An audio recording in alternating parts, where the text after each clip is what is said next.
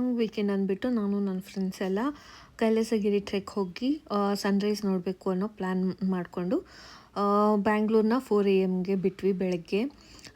Reach ಆಗಬೇಕು ಅಂದ್ಕೊಂಡಿದ್ದು 6ಗೆ, but ತುಂಬ fog ಇರೋದ್ರಿಂದ ನಿಧಾನಕ್ಕೆ ಡ್ರೈವ್ ಮಾಡ್ಕೊಂಡು ಹೋದ್ವಿ. 7 ಹಾಗೆ ರೀಚ್ ಆದ್ವಿ. ಸೊ ಸನ್ರೈಸ್ ನಮಗೆ ಸಿಗಲಿಲ್ಲ, ಬಟ್ ವ್ಯೂ ಮಾತ್ರ ತುಂಬ ಚೆನ್ನಾಗಿತ್ತು. ಸನ್ರೈಸ್ ಸಿಕ್ಕಿಲ್ಲ ಅನ್ನೋದೊಂದು ಬೇಜಾರು, ಬಿಟ್ಟರೆ ವ್ಯೂ ಫುಲ್ ಮೇಲೆ ಹೋದ್ಮೇಲೆ ತುಂಬ ಒಳ್ಳೆ ವ್ಯೂ ಇತ್ತು. ತುಂಬ ಸೈಲೆಂಟಾಗಿತ್ತು, ಅಷ್ಟೊಂದು ಕ್ರೌಡ್ ಇರಲಿಲ್ಲ, ತುಂಬ ಎಂಜಾಯ್ ಮಾಡಿದ್ವಿ. ಟ್ರೆಕ್ ತುಂಬ ಮಾಡ್ರೇಟ್ ಆಗಿತ್ತು. 15-20 ಮಿನಿಟ್ಸಲ್ಲಿ ನಾವು ಫುಲ್ ಮೇಲೆ ಹೋಗಿದ್ವಿ. ತುಂಬ ಈಸಿಯಾಗಿತ್ತು.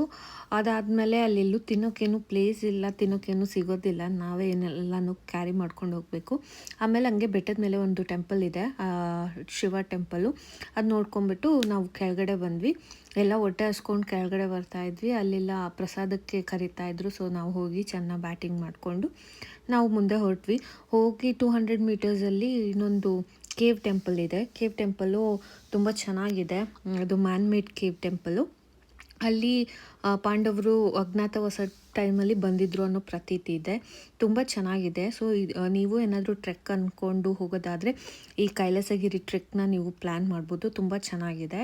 ಸೊ ಇದೇ ಥರ ವಿಡಿಯೋಸ್ಗಾಗಿ ನನ್ನ ಚಾನಲ್ನ ಸಬ್ಸ್ಕ್ರೈಬ್ ಮಾಡಿ.